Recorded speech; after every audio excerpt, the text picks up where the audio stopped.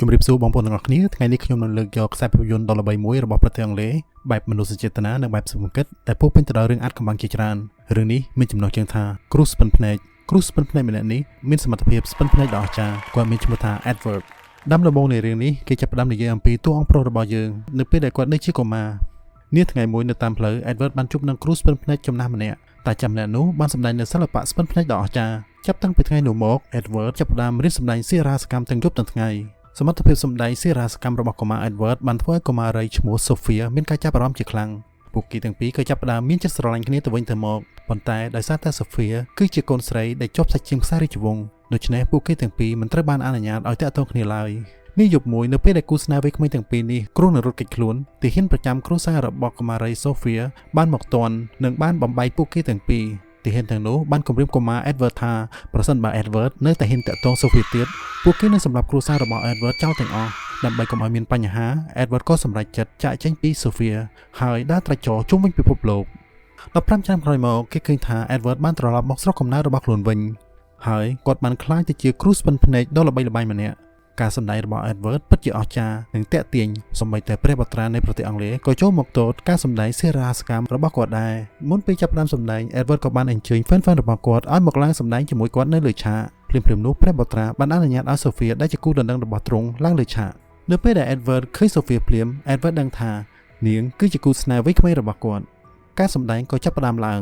ងគេបានឲ្យ Sophia ពាក់អាវធំពណ៌ក្រហមហើយឈរនៅមុខកញ្ចក់ដ៏ធំមួយបន្ទាប់មក Edward បញ្ជាឲ្យ Sophia ធ្វើតាមសម្ដីរបស់ខ្លួនតែរូបនៅក្នុងកញ្ចក់របស់ Sophia បែរជាធ្វើចលនាខុសពីនាងទៅវិញបន្តិចក្រោយមកក៏មានលេចស្រមោល Sophia ម្នាក់ទៀតនៅក្នុងកញ្ចក់ដែលមានកណ្ដាលនៅក្នុងដៃ Sophia ក៏ក្រឡេកមើលទៅក្រៅខ្លួនរបស់នាងប៉ុន្តែគ្មានមនុស្សទី2នោះទេក្រោយមកស្រមោលទី2នោះបានយារដើរកាប់ស្រមោលទី1របស់ Sophia ឲ្យស្លាប់នៅនឹងកន្លែងឃើញការសម្ដែងដ៏អស្ចារ្យនេះព្រះបត្រាក៏បានអញ្ជើញ Edward ឲ្យមកសម្ដែងនៅក្នុងព្រះបរមរាជវាំងរបស់ទ្រង់ Edward ក៏បានយល់ព្រមនឹងសំណើនោះមុននៅពេលចាកចេញ Edward ក៏បានបង្ហើបអត្តសញ្ញាណរបស់គាត់ដល់ Sophia ផងដែរព្រឹកស្អែកឡើងគូស្នេហ៍ទាំងពីរក៏បានលួចស្កាត់ជួបគ្នានៅក្នុងរទេះសេះប៉ុន្តែពួកគេមិនបានធ្វើអ្វីដែលមិនសមរម្យនោះឡើយការជួបគ្នាស្ងាត់ៗនេះបានបែកធ្លាយដល់មេប៉ូលីស Richard មេប៉ូលីសម្នាក់នេះក៏បានអញ្ជើញ Edward មកជួបគាត់ដោយព្រមាន Edward មិនឲ្យតាក់ទងជាមួយនឹង Sophia ទៀតឡើយថ្ងៃសម្ដែងនៅព្រះបរមរាជវាំងបានមកដល់ព្រះបត្រាក៏បានធ្វើការណែនាំភ្ញៀវកិត្តិយសរបស់ទ្រង់អំពីគ្រូស្ពិនភ្នែកឈ្មោះ Edward ក៏បានធ្វើការសម្ដែងរបស់គាត់ដោយគូររូបព្រះមហាក្សត្រដោយមិនចាំបាច់ប្រើជក់យើងទាំងអស់មានការពេញចិត្តរីករាយនឹងការសរសើរអំពីការសម្ដែងនោះជាខ្លាំងមានតែព្រះបត្រាតែប៉ុណ្ណោះដែលនៅមានចិត្តមិនត្រូវសង្ស័យទ្រង់ក៏បានឡើងឆែកខ្លួនរបស់ Edward Sophia ក៏បានចេញមកការពារ Edward ផងដែរដោយមិនអស់ចិត្តនឹងចង់ចាប់កំហុស Edward ព្រះបត្រាក៏បានបញ្ជាឲ្យ Edward សម្ដែងជាមួយនឹងឧបករណ៍ដែល Edward មិនបានត្រៀមទុក Edward ក៏យល់ព្រមនឹងសំណើនោះហើយក៏បានសូមខ្ចីដាវរបស់ព្រះបត្រាមកសម្ដែងEdward ក៏បានដាក់បញ្ឈរដាវនោះហើយនិយាយរឿងថាមានតែស្ដេចពិតប្រាកដតែប៉ុណ្ណោះទើបអាចលើកដាវនោះបាន Edward ក៏អញ្ជើញលោកមេទ័ពដែលមានវ័យចំណាស់ម្នាក់ឲ្យមកលើកដាវនោះប៉ុន្តែទោះបីជាគាត់ប្រឹងយ៉ាងណាក៏ដោយក៏គាត់មិនអាចលើកដាវនោះបានដែរព្រះបត្រាក៏យាងទៅលើកដាវនោះដំបូងទ្រង់ក៏មិនអាចលើកបានដូចគ្នាដោយសារតែខ្លាចបាក់មុខនៅក្នុងចំណោមភ្ញៀវកិត្តិយសព្រះបត្រាក៏បានក្រឡេកមកមើល Edward ដោយក្រសែភ្នែកយ៉ាងខឹងសម្បាឃើញដូចនេះ Edward ក៏បានប្រើវេទមន្តរបស់ខ្លួនដើម្បីឲ្យទ្រង់លើកដាវនោះបានសម្រេចដោយងាយស្រួលដោយសារតែមានអារម្មណ៍បាក់មុខព្រះបត្រាក៏បានបញ្ជាឲ្យមេប៉ូលីស Richard លួចសម្លាប់ Edward ចោលដោយសម្ងាត់នៅយប់នោះដែរបន្ទាប់ពីសម្ដែងរួច Sophia ក៏បានលួចទៅជួប Edward ដោយសារតែសេចក្តីស្រឡាញ់ពួកគេទាំងពីរក៏បានរួមរស់ជាមួយគ្នានៅគ្រានោះតែម្ដង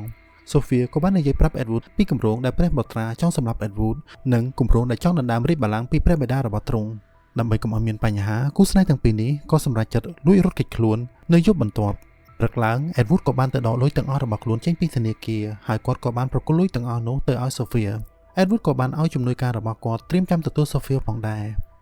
រតែគម្រោងទាំងនោះត្រូវបានប៉ូលីស Richard ស្ដាប់ឮទាំងអស់មេប៉ូលីស Richard ក៏បានយកដំណឹងនេះទៅប្រាប់ព្រះបត្រាយប់នោះព្រះបត្រាក៏ផ្ទុះជាកំហឹងយ៉ាងខ្លាំងហើយទ្រង់បានតែកំភ្លៀង Sophia ក៏បានរត់ចេញពីទ្រង់សម្ដៅទៅរកសេះរបស់នាងប៉ុន្តែព្រះបត្រាក៏បានដេញតាមនាងពីក្រោយក្នុងស្ថានភាពស្រវឹងស្រាបន្តិចក្រោយមកគេឮសំឡេង Sophia ស្រែកបន្ទោយ៉ាងខ្លាំង Sophia បានដេកក្រាបលើសេះរបស់នាងរត់ចេញពីព្រះរាជវាំងអ្នកបម្រើម្នាក់ដែលបានឃើញព្រឹត្តិការណ៍ពីលើផ្ទះមានភាពតក់ស្លុតយ៉ាងខ្លាំងចំណែកឯ Edward វិញដែលកំពុងតែរងចាំ Sophia ដើម្បីរត់គេចខ្លួននោះក៏មានអារម្មណ៍មិនសូវស្រួលចិត្តដែរដោយសារតែ Sophia មិនទាន់មកតាមការកំណត់ព្រឹកឡើងសេះរបស់ Sophia ក៏បានដើរមកចូលរាជវាំងវិញគេក៏ឃើញមានដានឈាមនៅលើខ្លួនរបស់សេះមនុស្សម្នាចាប់ផ្ដើមដើររក Sophia ក្រោយមកគេក៏បានឃើញសាកសពរបស់នាងកំពុងអណ្ដែតនៅក្នុងអូរមួយ Edward ក៏បានលោតចូលក្នុងអូននោះហើយត្រកងសាកសពរបស់ Sophia មេប៉ូលីស Richard ក៏បានមកដល់កន្លែងកើតហេតុវិជ្ជបណ្ឌិតដែលពិនិត្យសាកសព Sophia បានប្រាប់ប៉ូលីសថាមូលហេតុនៃការស្លាប់របស់នាងគឺដោយសារតែនាងហូរឈាមច្រើនពេកវិជ្ជបណ្ឌិតនោះក៏បានប្រគល់ត្បូងដែលគាត់រកឃើញនៅពេលដែលពិនិត្យសាកសពឲ្យទៅមេប៉ូលីស Richard ដើម្បីទុកជាភស្តុតាងភ្លាមៗនោះ Edward ក៏បានដើរសម្ដៅមកកាន់មេប៉ូលីស Richard ហើយបានចោទថាព្រះបុត្រាគឺជាឃាតករប៉ុន្តែមេប៉ូលីសបានគំរាម Edward ពីការចាប់ប្រកាន់ដែលគ្មានភស្តុតាងរបស់ខ្លួនថ្ងៃបន្ទាប់ប៉ូលីសក៏បានបង្កើតកិច្ចការសិប្បនិម្មិតដើម្បីបញ្ចប់រឿងឃាតកម្មរបស់ Sophia ប៉ុន្តែ Edward នៅតែមិនអស់ចិត្តហើយដឹងច្បាស់ថាឃាតករពិតប្រាកដដែលសម្លាប់ Sophia គឺជាព្រះបុត្រាក្រោយមក Edward ក៏បានទិញអគារមួយកន្លែងនិងចាប់ផ្ដើមធ្វើការសម្ដែងរបស់ខ្លួនបន្តទៀតខុសពីការសម្ដែងមុនម្ដងនេះ Edward ប្រើសមត្ថភាពពិសេសរបស់ខ្លួនដើម្បីខាបយកព្រលឹងខ្មោចមកលើឆាកតែម្ដងឃើញដូចនេះ fan របស់ Edward ស្រឡាំងកាំងហើយក៏បានសាកសួរសំណួរជាច្រើនទៅកាន់ព្រលឹងខ្មោចទាំងអស់នោះមនុស្សម្នាបានចាប់ផ្ដើមនិយាយតៗគ្នាថា Edward មានសមត្ថភាពអច្ឆរិយៈអាចតាក់ទងនិងខាបយកព្រលឹងខ្មោចចេញពីឋាននរកបានលើនេះព្រះបុត្រាបានបញ្ជាឲ្យមេប៉ូលីស Richard ទៅចាប់ខ្លួន Edward ពីបទឆបោកសាធារណជនដោយសារតែគ្មានភស្តុតាងច្បាស់លាស់ប៉ូលីសមិនអាចចាប់ខ្លួន Edward បាននោះទេនៅយប់នោះមេប៉ូលីស Richard ក៏បានបញ្ជាកូនចៅរបស់ខ្លួនឲ្យលួចចូលទៅក្នុងកន្លែងសម្ដែងរបស់ Edward ដើម្បីប្រមូលភស្តុតាងបន្ថែមប៉ុន្តែប៉ូលីសម្នាក់នោះត្រូវបានជនមិនស្គាល់មុខម្នាក់បោះចេញមកក្រៅអគារវិញ Edward នៅបន្តខាប់ព្រលឹងខ្មោចមកលើឆាករបស់គាត់ដដែលនាយប់មួយមនុស្សម្នាមានការភ្ញាក់ផ្អើលយ៉ាងខ្លាំងដោយសារតែព្រលឹងខ្មោចក្មេងប្រុសដែលធ្លាប់តែសម្ដែងនៅលើឆាកដែលតាមចិញ្ចើមផ្លូវនៅក្នុងក្រុងប៉ូលីសក៏មានការតក់ស្លុតផងដែរនៅពេលដែលឃើញព្រលឹងខ្មោចក្មេងប្រុសម្នាក់នោះដែលចូលទៅក្នុងឆាកសម្ដែងរបស់ Edward បន្តិចក្រោយមកប៉ូលីសក៏បានធ្វើការចាប់ខ្លួន Edward មនុស្សម្នាដែលបានគាំទ្រ Edward បានមកប្រមគ្នានៅប៉ុស្តិ៍ប៉ូលីសដើម្បីទាមទារឲ្យប៉ូលីសដោះលែងគាត់ដើម្បីកុំឲ្យស្ថានភាពកាន់តែធ្ងន់ធ្ងរ Edward ក៏បានចេញមកប្រាប់អ្នកគាំទ្ររបស់ខ្លួនថាព្រលឹងខ្មោចនៅលើឆាកទាំងនោះគឺជាការសម្ដែងតែប៉ុណ្ណោះហើយបន្តទៅថាគាត់គ្មានសមត្ថភាពអច្ឆរិយៈអ្វីនោះទេឮដូច្នេះអ្នកគាំទ្ររបស់គាត់បានត្រឡប់ទៅកាន់ផ្ទះរៀងខ្លួនវិញហើយប៉ូលីសក៏បានដោះលែង Edward នៅយប់នោះដែរការដោះលែង Edward ធ្វើឲ្យព្រះបុត្រាមានការខឹងសម្បារយ៉ាងខ្លាំងហើយទ្រង់ថែមទាំងស្ដីបន្ទោសមេប៉ូលីស Richard គឺជាមនុស្សគ្មានប្រយោជន៍នៅយប់នោះព្រះបុត្រាបានបន្លំខ្លួនចូលទៅមើលការសម្ដែងរបស់ Edward ក៏បានខាប់ប្រលឹងសង្សាររបស់ខ្លួនមកលើឆាកអ្នកចូលមកមើលការសម្ដែងនោះក៏បានស្រែកសួរ Sophia ថាតើអ្នកណាជាឃាតករដែលសម្លាប់នាងព្រលឹងខ្មោច Sophia បានឆ្លើយតបថាឃាតករដែលបានសម្លាប់នាងក៏មានវត្តមាននៅក្នុងរោងសម្ដែងនេះដែរមនុស្សម្នាដែលមកមើលការសម្ដែងបានកាត់ចូលថាព្រះបុត្រាគឺជាឃាតករហើយទទូចឲ្យមេប៉ូលីស Richard មកការស៊ើបអង្កេតលើព្រះបុត្រាឮដូចនេះព្រះបុត្រាមានការខឹងសម្បារយ៉ាងខ្លាំងហើយបានបញ្ជា Richard ឲ្យចាប់ខ្លួន Edward ជាថ្មីម្ដងទៀតម្ដងនេះមេប៉ូលីស Richard បានសុំឲ្យ Edward បញ្ឈប់ការខាបយកព្រលឹងខ្មោចមកសម្ដែងនៅលើឆាកប៉ុន្តែ Edward មិនព្រមធ្វើតាមសំណើនោះទេនៅយប់បន្ទាប់មានប៉ូលីសជាច្រើនចូលមកមើលការសម្ដែងរបស់ Edward តែ Edward នៅតែបន្តខាបហាព្រលឹង Sophia ជាថ្មីម្ដងទៀតឃើញដូចនេះមេប៉ូលីស Richard ក៏ឡើងលើឆាកដើម្បីចាប់ខ្លួន Edward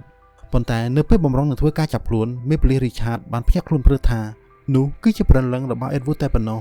បន្តិចក្រោយមកព្រលឹងរបស់ Edward បានរលាយបាត់ពីឆាកនោះតែម្ដងប៉ូលីសក៏បានធ្វើការឆែកឆេរនិងសួរចម្លើយកូនចៅរបស់ Edward ប៉ុន្តែគ្មាននរណាម្នាក់ដឹងពីវត្តមានរបស់ Edward ឡើយមេប៉ូលីស Richard ក៏បានបើកមើលសៀវភៅរបស់ Edward គាត់ក៏បានប្រទះឃើញគំនូរបន្តោងខ្សែកដែល Sophia ធ្លាប់បានពាក់ភ្លាមៗនោះគាត់ក៏បានឆ្ពោះទៅកាន់ក្រោយខ្សែរបស់ព្រះបុត្រាដើម្បីឆែកមើលរកភស្តុតាងបន្ថែមទៀតមេប៉ូលីស Richard ក៏បានរកឃើញបន្តោងខ្សែករបស់ Sophia បន្ទាប់ពីបានបើកបន្តោងខ្សែកនោះគាត់ក៏បានរកឃើញរូបថតរបស់ Edward កាលនៅពីក្មេងទន្ទឹមនឹងគ្នានោះដែរគាត់ក៏បានរកឃើញត្បូងទទឹមមួយគ្រាប់នៅក្នុងក្រោយសេះគាត់ក៏បានស្នើសុំមកពិនិត្យដាវរបស់ព្រះបុត្រាគាត់ពិនិត្យឃើញថាដាវនោះបានបាត់ត្បូងពីរគ្រាប់មែនហើយត្បូងដែលគាត់បានរកឃើញក្នុងក្រោយសេះនោះគឺជាត្បូងដាវនោះឯងភស្តុតាងទាំងនេះបានបង្ហាញយ៉ាងច្បាស់ថាតាមពិតព្រះបុត្រាគឺជាឃាតករដែលបានសម្លាប់ Sophia មេប៉ូលីស Richard ក៏បានចូលមកចាប់ខ្លួនព្រះបុត្រាប៉ុន្តែព្រះបុត្រានៅតែអះអាងថាខ្លួនមិនបានសម្លាប់ Sophia ឡើយហើយទ្រង់ក៏បាននិយាយថាគ្មាននរណាម្នាក់មានសិទ្ធិចាប់ខ្លួនគាត់ទេប៉ុន្តែ Richard បាននិយាយបន្ថែមថាព្រះមហាក្សត្រនឹងធ្វើការចាប់ខ្លួនទ្រង់នេះដោយសារតែព្រះបុត្រាមានគម្រោងធ្វើរដ្ឋប្រហារព្រះមហាក្សត្រលឺដូចនេះព្រះបុត្រាក៏បានស្ទុះទៅយកកំភ្លើងហើយទាមទារឲ្យមេប៉ូលីស Richard ប្រកល់ដាវមកឲ្យទ្រង់វិញ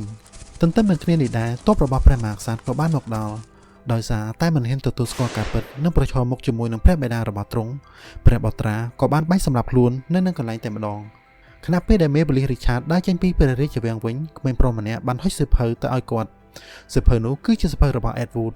ពេលនោះគាត់ក៏បានដឹងខ្លួនថាមានគេលួចបន្តោងខ្សែករបស់ Sophia ចេញពីហោប៉ៅរបស់គាត់មេប៉ូលីស Richard ក៏បានក្រឡេកមើលមនុស្សជុំវិញរបស់ខ្លួនហើយគាត់ក៏បានរត់តាមបរិសម្នាក់ដែលមានភិនភាគដូច Edward បរិសនោះក៏បានដើរយ៉ាងលឿនសម្ដៅទៅកាន់រថភ្លើង